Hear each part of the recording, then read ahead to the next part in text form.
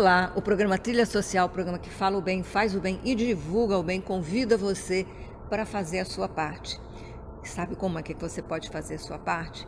Como eu sempre digo, sendo gentil com as pessoas que estão mais próximas de você, fazendo a sua parte, cuidando bem do outro. Quando você estiver numa fila, quando você estiver numa feira, quando você estiver no supermercado, sempre respeitar as pessoas que estão à sua volta. E dentro da sua família, respeitar o seu cônjuge, respeitar os seus filhos, enfim, olhar para o outro como você gostaria que olhassem para você. E fazer pelo outro aquilo que você gostaria que fizessem por você. Isso é uma máxima que faz com que a nossa sociedade ela seja muito mais amorosa, muito mais justa. Porque quando nós conseguimos nos colocar no lugar do outro e fazer pelo outro aquilo que gostaríamos que fizéssemos por nós, com certeza a sociedade vai ser bem melhor, porque eu só quero o bem para mim.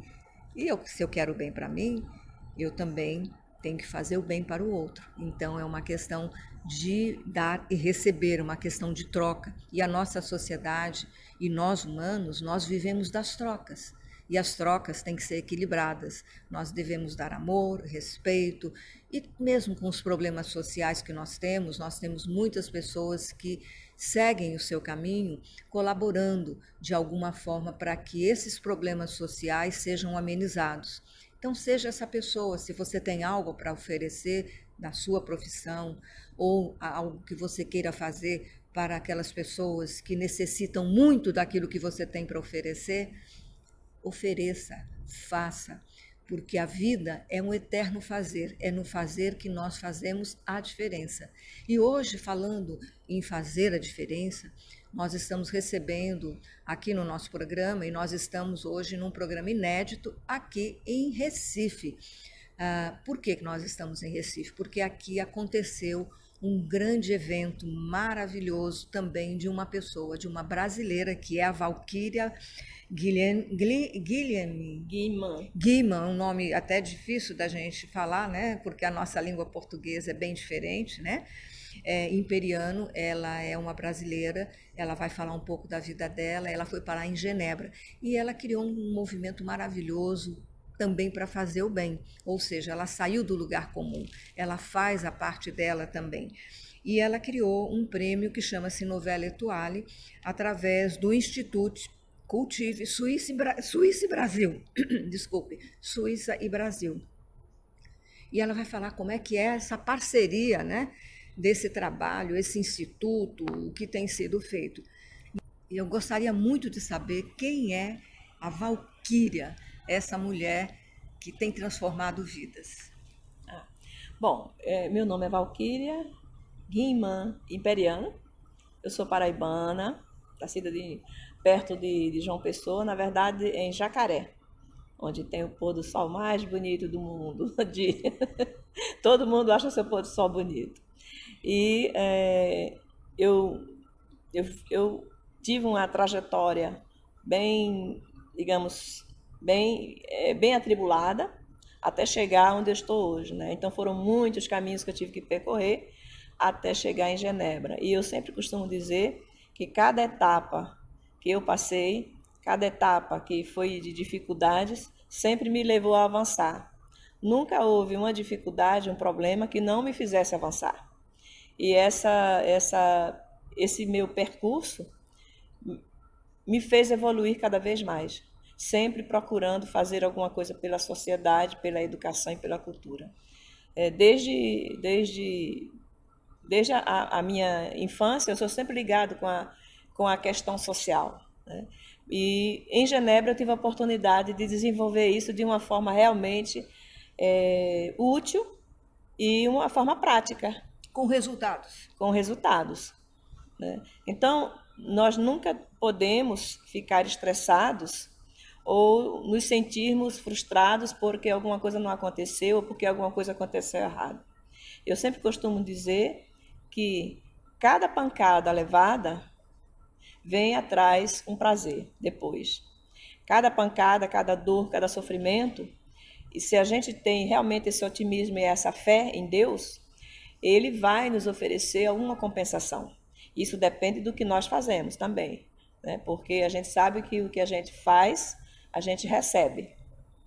É a lei Então, da troca, a né? lei da troca, a lei do retorno. Então, você faz o bem, você com certeza vai receber o bem. Ninguém nunca sofre por acaso. O sofrimento ele não vem sozinho, ele tem alguma causa, ele tem alguma coisa atrás que nos leva a ter esse sofrimento ou que vai nos fazer descobrir um outro caminho. Porque o sofrer ensina, né? Sofrer ensina. Então, foi essa a minha trajetória, né? Professora no Sim, você é Paraná, professora. professora de língua portuguesa lá no Paraná. Trabalhei na escola pública, trabalhei em escola privada, trabalhei no jardim de infância com uma minha diretora que criou a escola. Então, nós fazíamos um trabalho realmente fantástico, grande, né, numa escola. Nós falamos ontem, ela falou ontem do que era essa escola, e foi um momento muito prazeroso, sempre. E eu mudei para Mandaguari, no Paraná, quando eu tinha 22 anos, ao me casar. E lá no Paraná, é uma cidade pequenininha do interior do Paraná, mas ela é muito envolvida com o social, muito envolvida com o social. Então, a minha situação me permitia estar me envolvendo e fazer parte das ações de lar, de Rotary, de maçonaria, da prefeitura.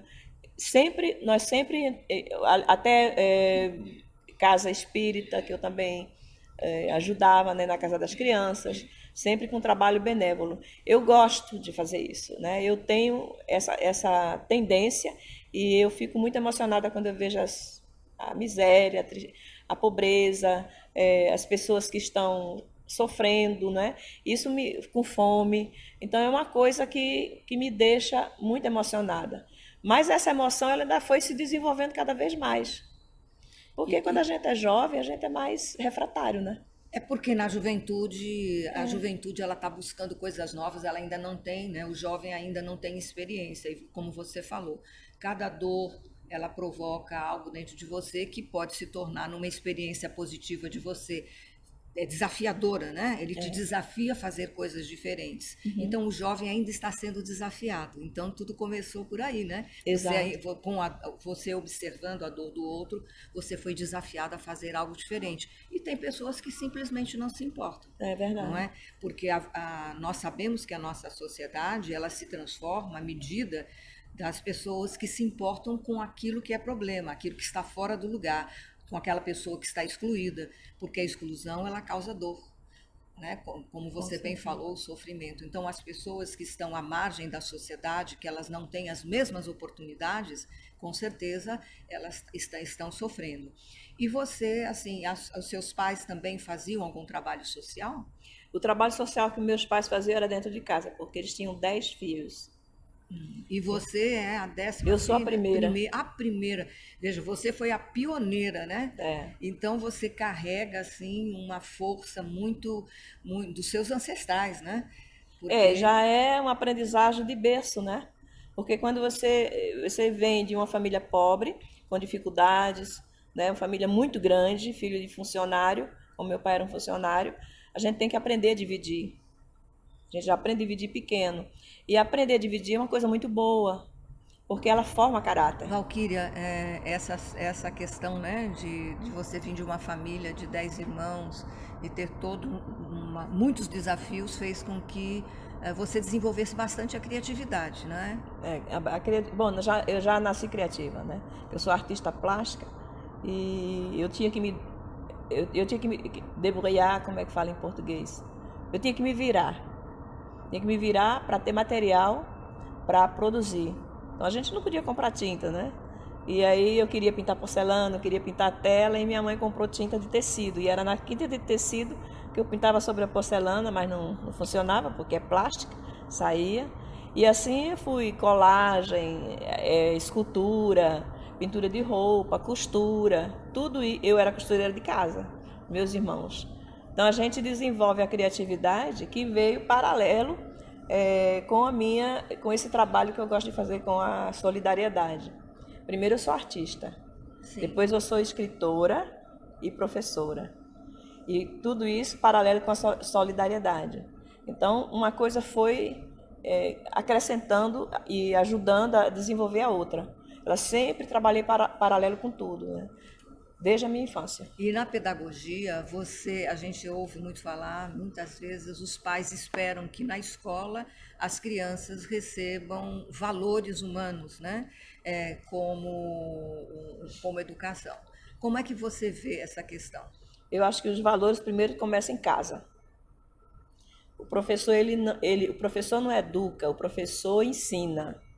A educação vem da família. Ensinar boas maneiras, ensinar relacionamentos, ensinar a ética, ensinar a criança a olhar o próximo com um olhar de humanidade, né? Não de orgulho. Porque a gente sabe que tem muita criança que é criada como um reizinho. Isso. E eles aprendem a dominar e eles querem dominar e se não tem o que quer, eles ficam furiosos. Não é culpa da criança, né? Isso não é culpa da criança, é culpa dos pais. Eu ponho a culpa nos pais. Então, se você quer ter um filho bem resolvido, uma criança que seja amada, porque todo mundo quer que seu filho seja amado, ensine para ela a ética. Ensine para ela a ser humana. Porque quando ela for humana, ela vai dar amor. E quando ela receber amor, ela será feliz. Né? Ela não vai ter problemas emocionais, vai resolver muito mais facilmente. É a questão da depressão. Então, investir na ética e no bom ensinamento da humanidade é amar seu filho. E também o professor ele pode reforçar aquilo que o que ela já recebe em casa. O professor ele está ali para reforçar, mas o professor está mais para ensinar a parte realmente da educação, das letras, da matemática. Isso tudo é paralelo com a questão da humanidade, do respeito, da ética, que aí na escola se pratica. Isso. Mas o que acontece é que tem muitas crianças que nem na escola pratica e os pais ainda exigem do professor que ele passe a mão na cabeça da criança e a coberte. Eu tive alunos que eu peguei colando na sala de aula e eu tomei a prova e os pais vieram falar comigo, e era uma escola privada, exigindo que o seu filho tivesse uma nota máxima. Então ele está ensinando o que para o filho? A roubar. É verdade. Porque isso é roubo. Uma maneira muito sutil, mas é um roubo. Se você cola, se você procura tirar vantagens, você está querendo passar na frente dos outros. Bom, é claro que isso é muito discutível. Hoje eu não agiria dessa maneira. Né? Eu agiria de modo diferente. Mas a gente também evolui nessa questão dos princípios e como lidar com a criança, né? A criança ela tem essa atitude porque ela tem confiança e sabe que o pai vai apoiar. Justamente por você ter sido professora, você teve uma série de... Você começou a ter novos olhares. Como é que você foi parar em Genebra? E como é que nasceu o Instituto, né? Suíça Brasil? O Instituto Cultivo Suíça Brasil nasceu em Genebra, mas tem uma trajetória. E como eu falei no início, muito sofrimento, às vezes um sofrimento, uma dor, faz com que a gente olhe a nossa volta de outra maneira. E eu me divorciei em 93 do meu marido, e foi uma dor muito grande para mim. Né? Tudo que se passou foi muito grande. Esse rompimento. Foi a maneira como foi feita. E aí eu tive que reaprender a viver sozinha e descobrir que eu era professora porque eu tinha esquecido. Eu tinha esquecido que eu tinha um diploma, eu tinha esquecido que eu podia ser uma professora de português. Né? Então, quando fica muito estressada, você acaba esquecendo o seu potencial. E isso a gente tem que trabalhar e dizer, não, eu sou uma pessoa, eu vou dar a volta por cima. Foi aí que eu comecei, depois de 3 anos de esquecimento que eu tinha um diploma de letras, numa hora assim, muito difícil da minha vida, eu disse, eu tenho que arrumar um trabalho, Disse, mas espera aí, eu sou professora de português. E aí eu fui no estado, levei o meu currículo e tive a minha primeira contratação. Fui contratada para ser professora. Bom, aí tem toda uma história, 7 anos em Florianópolis, até que a minha irmã, que foi praticamente criada por mim, ela foi criada por mim desde os 7 anos de idade, e estava estudando medicina em Genebra, que ela tinha ido para Genebra. Estava precisando de alguém para cuidar do menino dela. E eu era professora de português na escola, e eu indiquei uma professora de matemática, que era negra, que era muito tímida, que não tinha oportunidade. Eu falei para ela, vá, porque isso vai ser uma oportunidade para você. Só que ela disse, eu não posso ir agora. Eu só posso ir quando terminar o ano. Eu disse, eu vou no seu lugar, vou guardar o seu lugar, e você, quando você vier, aí eu venho embora. Eu fui para passar 6 meses.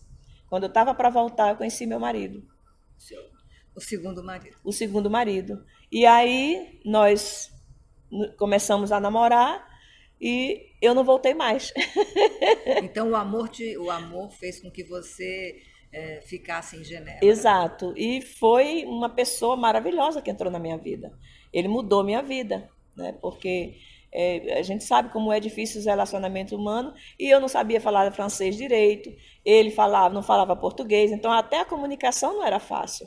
Mas eu descobri uma outra maneira de ser, uma outra vida, e a maneira de Genebra, como funciona lá. Então, é uma coisa assim que eu me adaptei de cara. Porque a valorização lá é do tudo ser humano certinho. Lá existe um respeito às leis, a tudo, né? Tudo funciona. Tudo funciona, você não é passada para trás, você tem o respeito da sociedade. A própria sociedade trabalha muito com associações, com ajuda ao próximo. E foi a única coisa que me faltou no início, porque ainda não estava adaptada, né?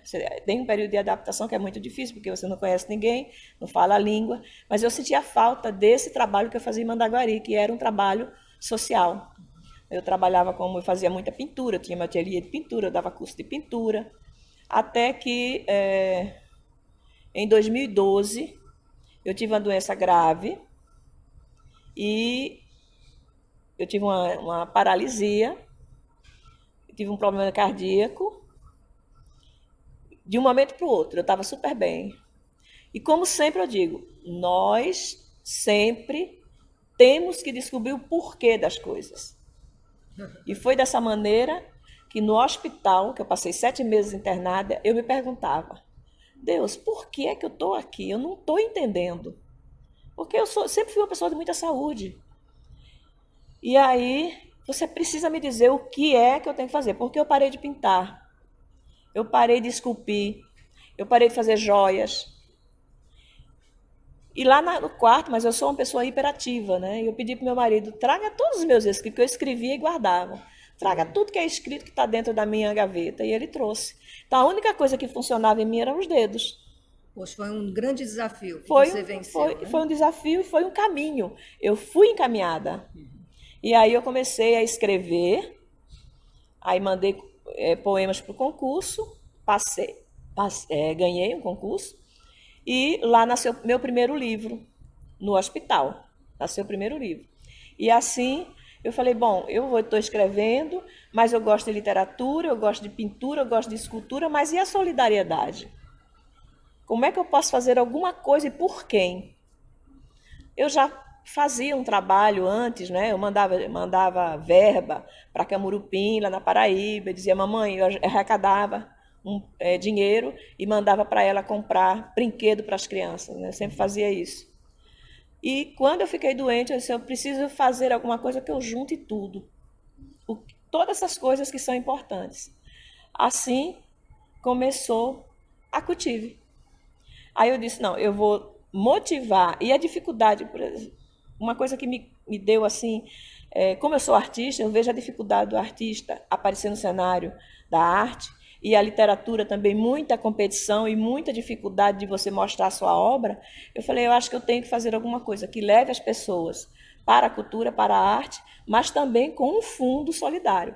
E dessa maneira eu criei a Cultive, lá em Genebra, onde as pessoas participam, a gente organiza eventos, alguns eventos têm sempre colaboração dos autores, e com essa renda eu aproveito e faço a parte de campanha de alimento, às vezes campanha de brinquedo, atividades em escolas.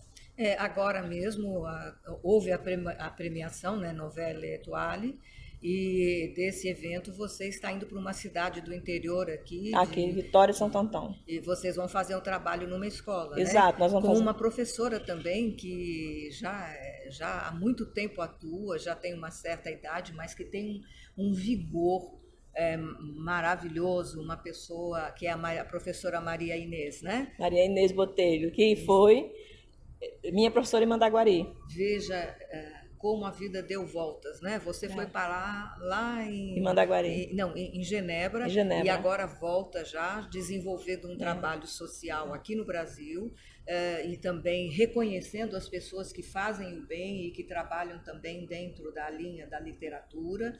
E isso é um trabalho maravilhoso, porque a literatura, as pessoas. E vocês fizeram uma homenagem também a uma negra que viveu no século XIX. no século XIX e que Maria Firmina dos Reis. Maria Firmina dos Reis, que foi uma mulher à frente do tempo também. Ela era negra, naquela época não podia, a mulher, se ela quisesse ser professora, ela não podia se casar. Me fala um pouco sobre isso, porque essa premiação também teve o fundo da história do resgate. E o que teve mais de interessante, que eu estive aqui presente no evento, é que ela não era conhecida. Totalmente desconhecida. Então me fale um pouquinho sobre isso também. Tá. Bom, eu vou começar por partes. Essa premiação que a Maristela está se referindo, ela realmente ela tem a história e tem a homenagem da Maria Firmina dos Reis. É com base na vida da Maria Firmina dos Reis que todas essas pessoas foram premiadas, né? Que é o prêmio Nouvelle Étoile. Esse prêmio, ele é para homenagear as pessoas que também têm um trabalho parecido com a Maria Firmina dos Reis. E qual é o trabalho da Maria Firmina dos Reis? Maria Firmina dos Reis foi a primeira mulher romancista, né? O primeiro romance do Brasil foi escrito por ela, e ela era filha de escravos alforriados, ela era negra e ela era bastarda, era uma mulher pobre e que conseguiu, autodidata, ela conseguiu passar em primeiro lugar no concurso de primeiras letras, ou seja, de professora. E nessa época, no século XIX, nós sabemos que a situação da mulher era uma situação muito difícil, precária. A mulher era dependente do pai, depois dependendo do marido. A mulher ela tinha que ter aquela conduta muito reta, enquanto que os homens eles eram livres, né, para fazer o que quisessem. Tudo que eles quisessem, né? Tudo que eles quisessem. Então, as professoras nessa época, elas nem podiam casar, né? Porque existia esse tabu que uma professora que é casada, né, ela tem experiências sexuais, então isso poderia prejudicar o ensino das crianças. Podia passar. Que visão preconceituosa. Isso, a visão é muito, muito, muito preconceituosa e machista, né? Machista, porque a mulher ela não podia nem estudar no segundo, fazer o normal.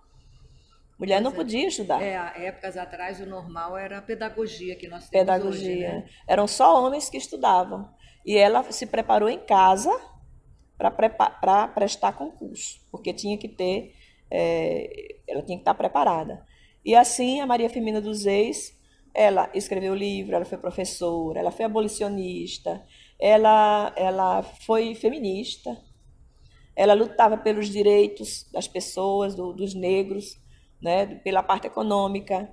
Ela foi musicista, folclorista, ela foi uma pessoa que lutou pela sociedade, adotou 11 crianças, porque ela não casou, mas ela adotou 11 crianças e ela deu uma vida para essas crianças. Então, é uma história de peso que deve servir de exemplo. E essas mulheres que foram premiadas, né, como a Maristela foi premiada, elas têm atrás essa história também, né? Então, por isso que nós criamos o prêmio Nouvelle Étoile. E parabéns pela iniciativa e principalmente por dar oportunidade às pessoas que fazem um trabalho que é muito necessário, né, na nossa sociedade, principalmente aqui no Brasil, e esse seu desprendimento, né, de estar em outro país, vivendo a sua vida, mas ao mesmo tempo tão preocupada em fazer os trabalhos sociais, esse reconhecimento aqui. O programa Trilha Social está chegando no seu final. Eu gostaria que você deixasse uma mensagem para o nosso público, do seu coração.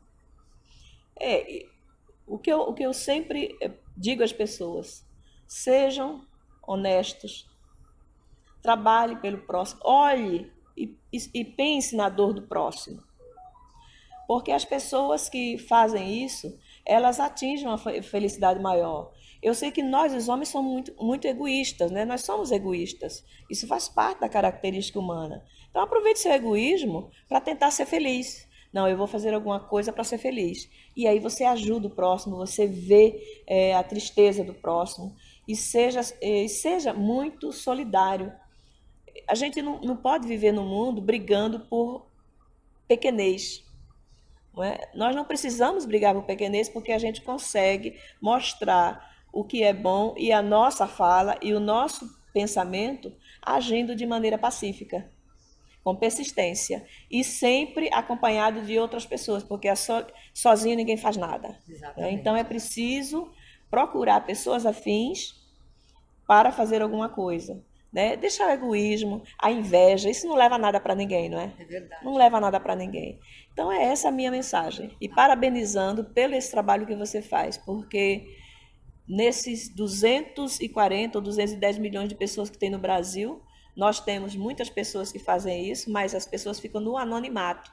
Exato, a gente precisa realmente de dar oportunidade, que é um espaço realmente muito importante dentro da TV, dentro da mídia. Nós temos que dar mídia para aquela pessoa que faz o bem, para mostrar que é possível. E para mostrar ao outro que o outro pode fazer, não é? Exato, porque as coisas negativas e a violência têm mídia gratuita, infelizmente. Muito obrigado pelo seu trabalho. O programa Trilha Social se sente honrado em recebê-la, né? Nós nos sentimos honrados. E o programa Trilha Social, o programa que fala o bem, faz o bem e divulga o bem, termina agora. E a semana que vem nós estaremos aqui esperando você também com novidades.